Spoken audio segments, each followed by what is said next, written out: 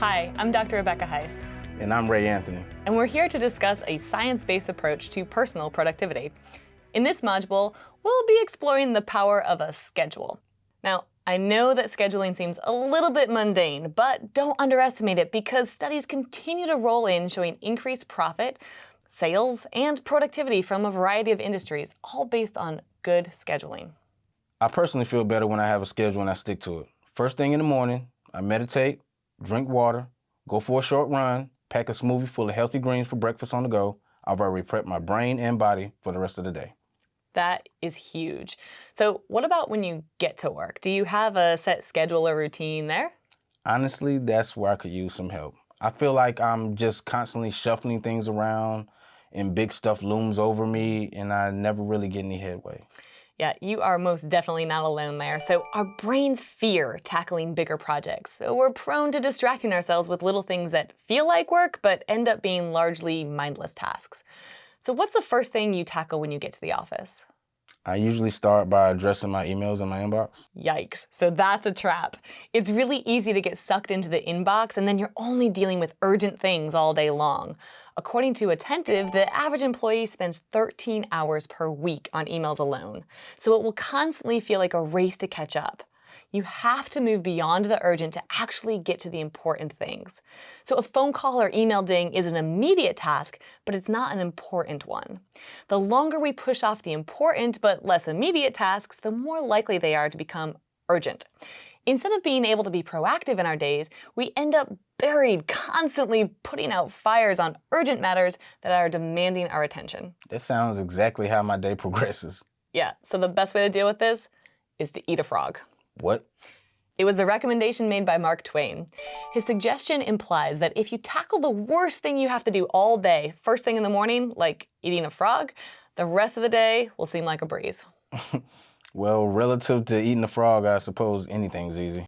That's the point. It's easy to conflate activity with accomplishment by staying busy all day, but remember it's the results that ultimately matter.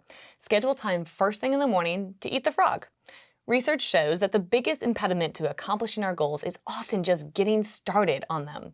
The longer we put off dining on that frog, the bigger and meaner it looks. Typically, if I convince myself to actually take the first bite, I start to gain momentum and keep going on to the project. What you're describing is known as the Zeigarnik effect. It seems to be human nature for us to want to finish something once we start it.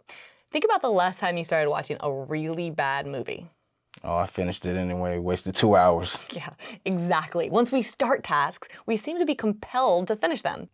In one study, participants were asked to complete puzzles in an allotted amount of time, but they were never actually given enough time to finish them. Despite being asked to stop at the end of the time, over 90% of participants went on to finish the puzzles. If we don't finish a task we start, it often leaves us with a feeling of dissonance that just doesn't sit well with humans. I really like to start my workday with about 90 minutes of deep work. Deep work? Yeah, well, some people call it the Pomodoro technique, but the broad concepts are the same. Essentially, you're going to eliminate all other tasks at hand and focus solely on completing the single task that requires your unwavering focus. Traditionally, the Pomodoro technique relies on 25-minute intervals of work, but studies suggest productivity peaks during uninterrupted 90-minute intervals. Sounds intense. I'm gonna need a break after those 90 minutes. Yeah, you sure are, and you should schedule that time too.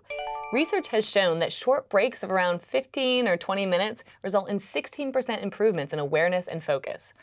This schedule aligns more naturally with our biological energy cycles, allowing us to work more productively throughout the day.